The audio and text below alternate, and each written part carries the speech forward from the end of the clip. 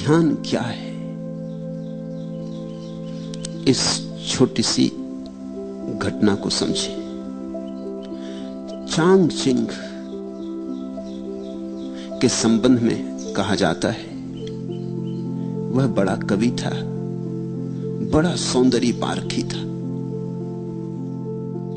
कहते हैं चीन में उस जैसा सौंदर्य का दार्शनिक नहीं हुआ। उसने जैसे सौंदर्य शास्त्र पर, एस्थेटिक्स पर बहुमूल्य ग्रंथ लिखे किसी और ने नहीं लिखे। वो जैसे उन पुराने दिनों का क्रोशे था। 20 साल तक वो ग्रंथों में डूबा रहा, सौंदर्य क्या है इसकी तलाश करता रहा। एक रात, आधी रात, किताबों में डूबा डूबा उठा, पर्दा सरकाया, द्वार के बाहर झांका, पूरा चांद आकाश में था। चिनार के ऊंचे दरख्त जैसे ध्यानस्थ खड़े थे। मंद समीर बहती थी। उस समीर पर चढ़कर फूलों की गंध उसके नासापुटों तक आई। कोई एक पक्षी, जल पक्षी, जोर से चीखा और उस जल पक्षी की चीख में कुछ घटित हुआ, कुछ घट गया। चांगचिंग अपने आप से ही जैसे बोला, how mistaken I was, how mistaken I was, raise the screen and see the world. कैसी मैं भूल में भरा था, कितनी भूल में था मैं। पर्दा उठाओ और जगत को देखो। 20 साल किताबों में से उसे सौंदर्य का पता न चला। पर्दा हटाया और सौंदर्य सामने खड़ा था, साक्षात। तुम पूछते हो ध्यान क्या है? ध्यान है पर्दा हटाने की कला। और ये पर्दा बाहर नहीं है, ये पर्दा तुम्हारे भीतर पड़ा, तुम्हारे अंतस्थल पर पड़ा है। ध्यान है पर्दा हटाना।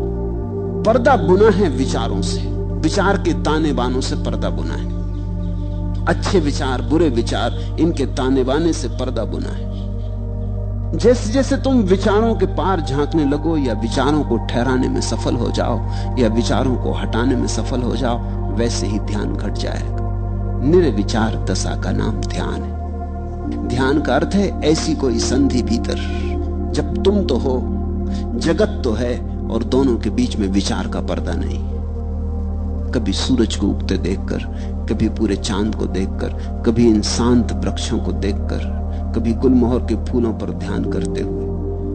तुम हो, गुलमोहर है, सजा दुल्हन की तरह, और बीच में कोई विचार नहीं। इतना भी विचार नहीं कि ये गुलमोहर का वृक्ष है, इतना भी विचार नहीं। कि फूल सुंदर हैं, इतना भी विचार नहीं। शब्द उठ ही नहीं रहे, अवाक, मौन, स्तब्ध तुम रह गए हो। उस घड़ी का नाम ध्यान है। पहले तो क्षण क्षण को होगा, कभी कभी होगा, और जब तुम चाहोगे तब न होगा, जब होगा तब होगा। क्योंकि ये चाहे की बात नहीं, चाहे में तो विचार आ गया। ये तो कभी कभी होगा। इसलिए ध्यान के संबंध में एक बात ख्याल से पकड़ लेना, खूब गहरे पकड़ लेना, ये तुम्हारी चाहत से नहीं होता है। ये इतनी बड़ी बात है कि तुम्हारी चाहत से नहीं होती। ये तो कभी कभी अनायास किसी शांत क्षण में हो जाती। तो हम करें क्या? ध्यान के लिए हम करें क्या? यही शायद तुमने पूछना चाहा कि ध्यान क्या है, कैसे करें। ध्यान के लिए हम इतना ही कर सकते हैं कि अपने को शिथिल करें, दौड़ धाप से थोड़ी देर के लिए रुक जाएं, घड़ी भर को 24 घंटे में सब आपाधापी छोड़ दें। लेके तकिया निकल गए, लेट गए लान पर, टिक गए वृक्ष के साथ, आंखें बंद कर ली, पहुंच गए नदी तट पर, लेट गए रेत में, सुनने लगे नदी की कलकल। मंदिर मस्जिद जाने को मैं कह ही नहीं रहा हूं, क्योंकि पत्थरों में कहां ध्यान। तुम जीवंत प्रकृति को खोजो। इसलिए बुद्ध ने अपने शिष्यों को कहा, जंगल चले जाओ, वहां प्रकृति नाच रही चारों तरफ। 24 घंटे वहां रहोगे, कितनी देर तक बचोगे? कभी ना कभी तुम्हारे बावजूद किसी क्षण में अनायास प्रकृति तुम्हें पकड़ लेगी। एक क्षण को संस्पर्श हो जाए, एक क्षण को द्वार खुल जाए, एक क्षण को पर्दा हट जाए, तो ध्यान का पहला अनुभव हुआ। और पहले अनुभव के बाद फिर अनुभव आसान हो जाते। आसान इसलिए हो जाते कि तब तुम्हें एक बात समझ में आ जाती है कि सीधे सीधे ध्यान को पाने का कोई उपाय नहीं, परोक्ष मार्ग है। तुम शिथिल रहो, आहिस्ता से चलो, आपाधापी छोड़ो। 1 घंटे के लिए कम से कम 24 घंटे में लीन हो जाओ प्रकृति में। संगीत सुनो कि पक्षियों के गीत सुनो। कुछ न हो करने को आंख बंद कर लो, अपनी सांस सुनो। बुद्ध ने तो इस पर बहुत जोर दिया, अपनी सांस को ही देखते रहो। आई गई, आई गई, इसकी माला बना लो। इससे बेहतर कोई माला नहीं है। हाथ में माला लेके फेरोगे वो तो बहुत जड़ माला है। यहां जीवित श्वास चल रही, श्वास की माला फेरी जा रही। श्वास भीतर आई, बाहर गई, श्वास भीतर आई, बाहर गई।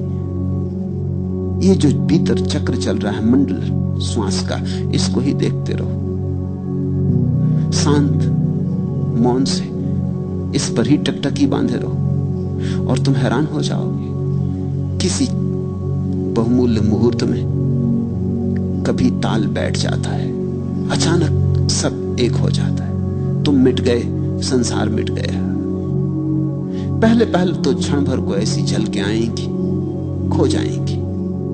जब खो जाएं तो फिर उनकी तीव्रता से आकांक्षा मत करना, अन्यथा वे कभी ना आएंगी। जब खो जाएं तो कहना ठीक, अब जब फिर दोबारा आएंगी फिर भोगेंगे। मगर उनके आने के लिए द्वार दरवाजे खुले रखना। ऐसा ही समझो कि सूरज बाहर निकला है, तुम अपने कमरे में दरवाजा बंद किए बैठे हो, रोशनी भीतर नहीं आती। अब सूरज को कोई गट्ठर में बांध के भीतर लाने का उपाय भी तो नहीं है। सूरज की किरणों को कोई गाय बैल जैसा हाँक के भीतर लाने का उपाय भी तो नहीं। क्या करोगे? दरवाजा खोल दो, सूरज की किरणें अपने से भीतर आ जाती। कभी कभी रात होगी और नहीं आएंगी क्योंकि सूरज नहीं है। कभी कभी दिन होगा और आएंगी क्योंकि सूरज है। कभी कभी दिन भी होगा और बादल घिरे होंगे और नहीं आएंगे क्योंकि सूरज बादलों में ढका है। मगर कभी कभी मौके मिलेंगे जब दिन है, बादल भी नहीं है, सूरज प्रकट है, तो किरणें भीतर आएंगी। तुम ज्यादा से ज्यादा बाधा ना दो, बस इतना ही काफी है। मेरी बात को ख्याल में ले लेना। ध्यान को सीधा सीधा नहीं किया जाता, बाधा ना दो। इसलिए तो मैं कहता हूं नाचो, गाओ। नाचने और गाने में तुम लीन हो जाओ। अचानक तुम पाओगे हवा की झोंके की तरह ध्यान आया, तुम्हें नहा गया, तुम्हारा रोआ रोआ पुलकित कर गया, ताजा कर गया। धीरे धीरे तुम समझने लगोगे इस कला को। ध्यान का कोई विज्ञान नहीं है, कला है। धीरे धीरे तुम समझने लगोगे कि किस घड़ियों में ध्यान घटता है। उन घड़ियों में मैं कैसे अपने को खुला छोड़ दूं। जैसे ही तुम इतनी सी बात सीख गए, तुम्हारे हाथ में कुंजी आ गई। इसे इस तरह प्रयोग करो। कभी रात नींद खुल गई है, बिस्तर पे पड़े हो, अनिद्रा के लिए परेशान मत हो। इस मौके को मत खो। ये शुभ घड़ी, सारा जगत सोया, पत्नी बच्चे सब सोए, तुम्हें मौका मिल गया। बैठ जाओ अपने बिस्तर में, रात के सन्नाटे को सुनो। ये बोलते हुए झींगर, ये रात की चुप्पी।